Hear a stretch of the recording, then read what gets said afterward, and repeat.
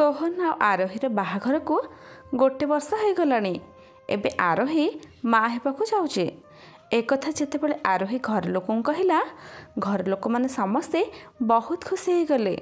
किंतु किछि दिन हेबो आरोही मार करछि कि सोहन बहुत बदलला पर लागुछंती। राति रे डेरी घर को फेरुछंती आ छुट्टी दिन घरे न रही बाहर को चली जाउछंती। जना नहीं से कुआड़े चली जाउछंती। जेतिक समय से घरे रहउछंती मोबाइल पूरा लागिक रहउछंती आ हसी हसी कहा सहित चैटिंग करुछंती। दिने आरोही शॉपिंग मॉल जाइथिला। सेठी जाई देखिला कि सोहन गोटे सुंदरी झियो सह आइसक्रीम शेयर करके खाउछंती। ए सब देखि आरोही बहुत जोर से रागिगला आ लुचि लुचि के देखिला सोहन से झियो सहित आइसक्रीम खाई सारिया परे से झियो कांधरे हाथ पकई से झियो को बाइक पाखକୁ ନେଇକି ଆସିଲେ आ दुहे बाइक रे बसिले। से झियो सोहन पछपटू सोहन को चाबुड़ीकी धरिथाए। ता स्वामी ता पछपटे एसबू करुथुआ देखि जेमिति आरोही पाद तळ माटी खसी जाउथिला। से दिन सोहन बहुत लेट रे घर को फेरिला। सेतेबेलକୁ आरोही कांदी कांदी ता आखि पूरा लाल पड़ी जाइथिला। कांदी कांदी सोहन को पचारिला, सोहन मो भल पाइबारे एमिति की कमी रही जाइथिला जे तमे अलगा झियो मानक सह बुलुच। एक कथा सुनी प्रथमे सोहन चुप हो गला, पर रागी जाय कहिला, अच्छा तमे मो पछरे जासूसी करूच आ तम बापा माँ कौन तुमको यही शिक्षा देके छाड़ी जे तू तो स्वामी को हाथ मुठा रखिबो। एक कथा सुनी आरोही रागी कहला, अच्छा तम बापा माँ कौन तुमको यही शिक्षा देइछन्ते कि घर स्त्री थाई मध्य बाहर अलग झियो मानक सह बुलिया पई। एक कथा सुनी सोहन आरोही को जोर से गोटे चटकनटे लगेदेला आ कहला, बहुत जल्दी मु तते तो औकात देखैथिबी। एक कथा कही सोहन बाहर को चलीगला आ आरोही जोर जोर से कांदिबाकू लागिला। आरोहीर कांद शुणी आरोहीर सासु ससुर रूम भितर को आसिले। आरोही सेमानंकु सबु सत कहिदेला। आरोहीर ससुर कहिले, तमे चिंता करनी बहु, सोहन घर को आसिले मु ताको पचारिबी। राति रे सोहन आ घर को फेरिलानी। एमिति सकाळ हेला सोहन घर को फेरिला। सोहन को बापा माँ पाखକୁ डाकी बहुत बुझेइले, किंतु सोहन ता बापा माँ कथा बुझिबाकू नाराज। गोटे सप्ताह परे सोहन आरोही सामने डिवोर्स पेपर आनी रखिदेला आ कहला, मु तमठार मुक्ति चाहूची, मैं डिवोर्स पेपर रे साइन कर दियो कही सोहन डाइनिंग हॉल रे आसी बसिला। से समय आरोही मध्य सोहन पछे पछे आसिला सोहन पाखକୁ आ कांदी कांदी कहला, तमे मो कथा न भाब नहीं, कम से कम आसुथिबा तमरे छुआ कथा तो भाब। कही आरोही सोहन दुई हाथ को आनी ता पेट ऊपर रखिदेला। एक कथा सुनी सोहन को बहुत जोर से राग लगिला। से ता गर्भवती स्त्री पेट को गोईठा मारिला आ कहला, तमे जेते चाहुच कांद, मोर किछि भी फरक पड़िबनी कि मु तम कांद देखि मो निष्पत्ति बदलई परिबिनी।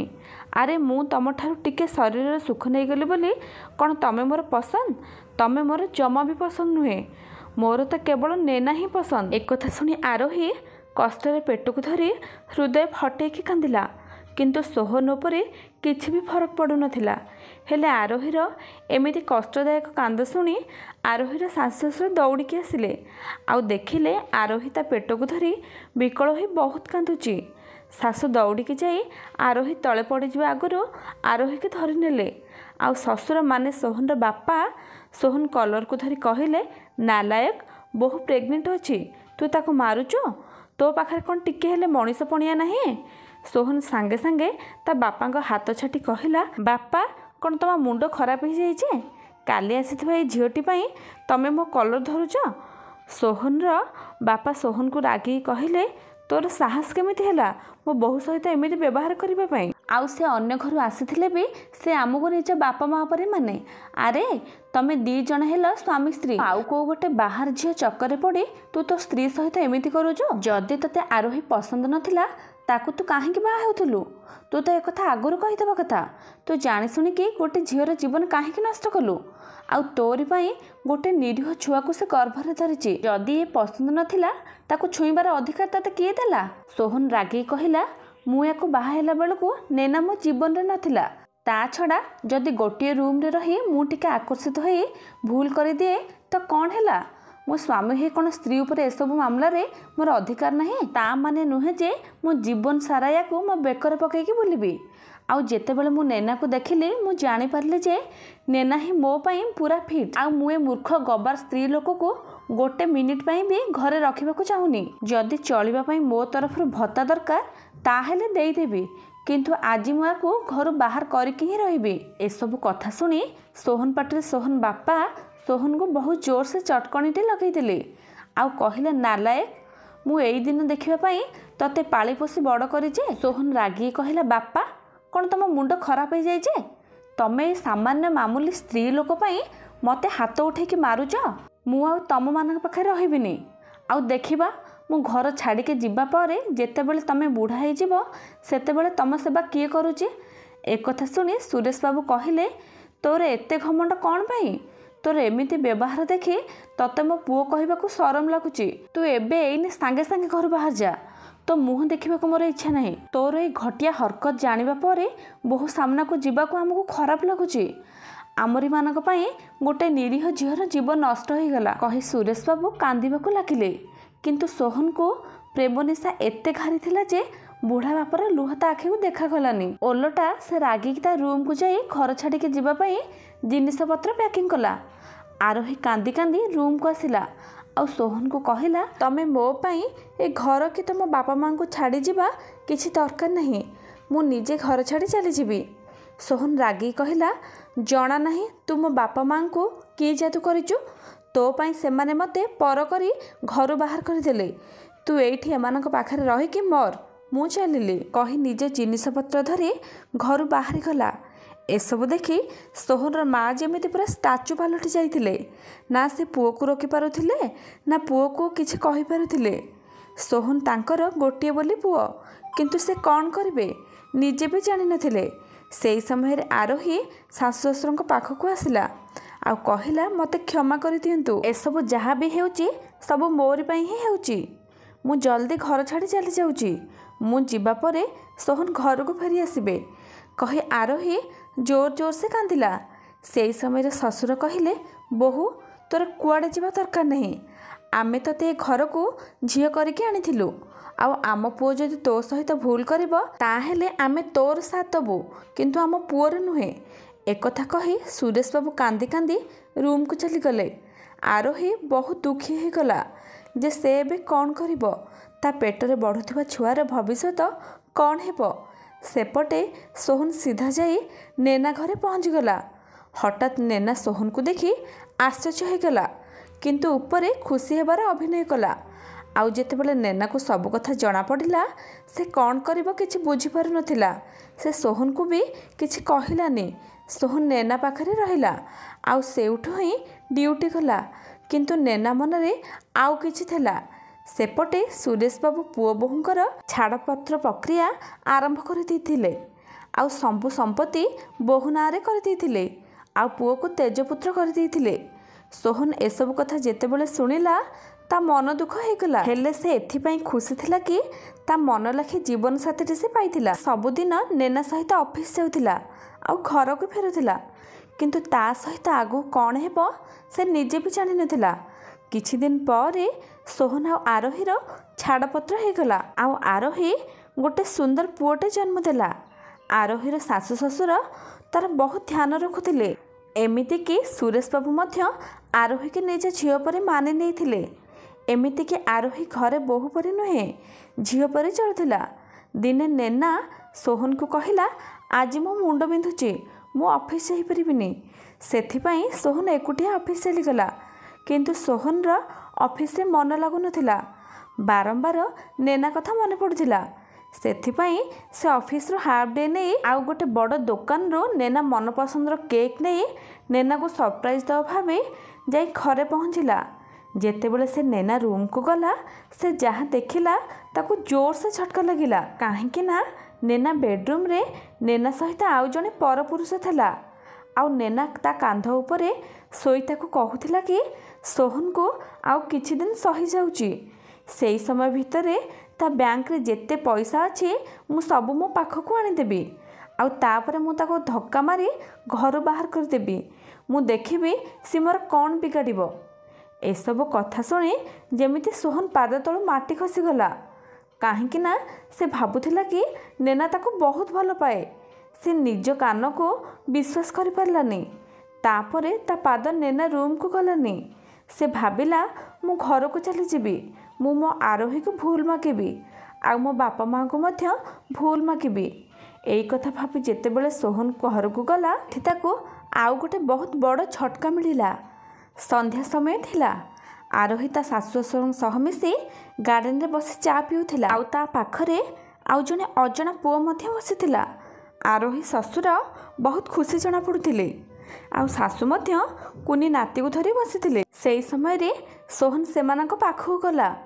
सोहन को देखि ता बापा कहिले आस पुओ एठिके आस, बहुत दिन पर आम कथा मन पड़िला। सोहन कांदी कांदी बापांक गोड़ तले पड़गला।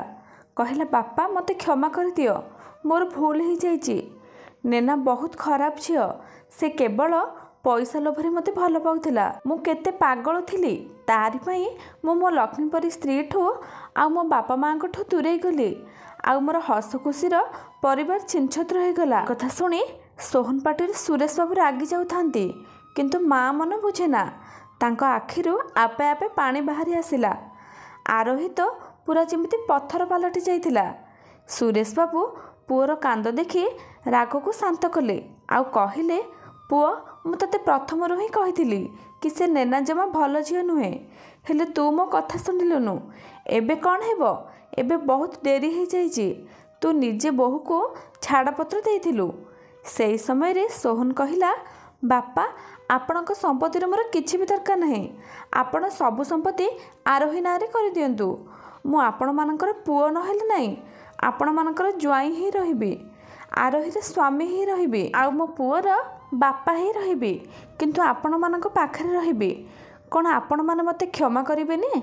सुरेश बाबू दीर्घ निश्वास मारी आरोही के चाहिए। आउ सोहन को कहिले देख पुओ, आरोही जेतेबेले गर्भवती थिला तू ताकू सेई समय रे ता पेट को गोईठा मारिलु। जदे आरोही मो निज झियो होइथांता ताहेले मु केबे भी एमिति गोटे लोक संगे रहिबाकू झियो को मु केबे भी छाड़ी पारि नथांती। जदि तू चाहुचो ताहेले घरे तू रही पारु। किंतु सुरेश बाबू को पाटर कथा सरीनी। सेई समय हाँ हाँ कही सोहन बहुत खुशी हो गला। से भाविला कि घरे रहिबा परे मु समस्त मन जीति जीबी।